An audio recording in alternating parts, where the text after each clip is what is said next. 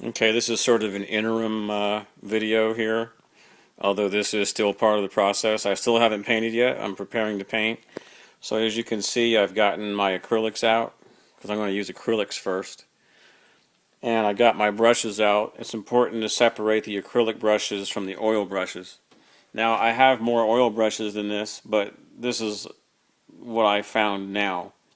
But I don't want to use those because you do not want to use oil brushes with acrylic paint because there's residual oil and thinner on these brushes, and it will wreak havoc with the acrylic paint, and it'll just be a nightmare. Just trust me, do not mix them. Keep an oil brush oil, keep an acrylic brush acrylic.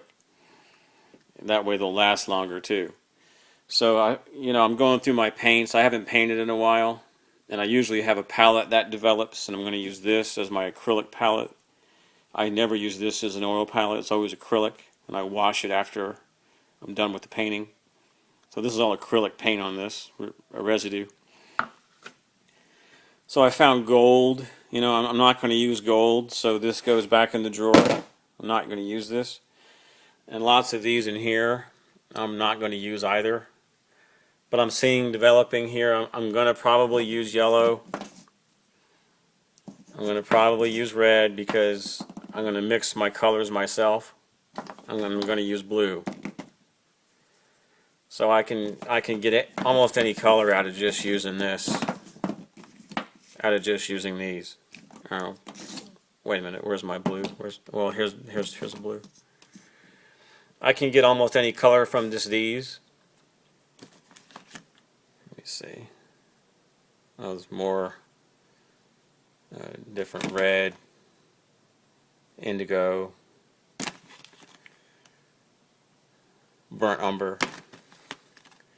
So as you can see on here, I'm going to eventually need to use umbers and yellows and cream colors. I'm going to mix them to match this because I'm going to go in here and highlight a lot of things all throughout here. So my hand will have covered theoretically most of the entire canvas. So I'm going for embellishment, but I'm not going to just embellish. I'm going to go in farther than somebody probably would. If there, lots of artists just touch up, like, oh, I touched it up and I just did this and this and this, and then that's an original. I'm going to do more than that. I'm going to touch up this to where it might be reworked. So when the customer buys this, they're really getting something more than just a print. And I've arranged my brushes from wide to thin to very small. And then as I'm painting, I'll find my favorite brushes of the day, and I'll probably end up, say for example I use this brush a lot. Let's just say that this ends up being the comfortable brush for lots of things I do today. I'll set it aside and put it somewhere else, and I'll have a bunch of brushes that I use in that session, and then I'll probably put these over here. So this will end up becoming the reservoir backup brushes, and I'll have my main brushes here. But that hasn't happened yet because I haven't started painting yet. I'm just assessing what I'm going to do right now, and I'm assessing what paints I've got. I'm remembering what I have, like, oh yeah, I remember that, because I haven't painted in a long time because I don't always paint.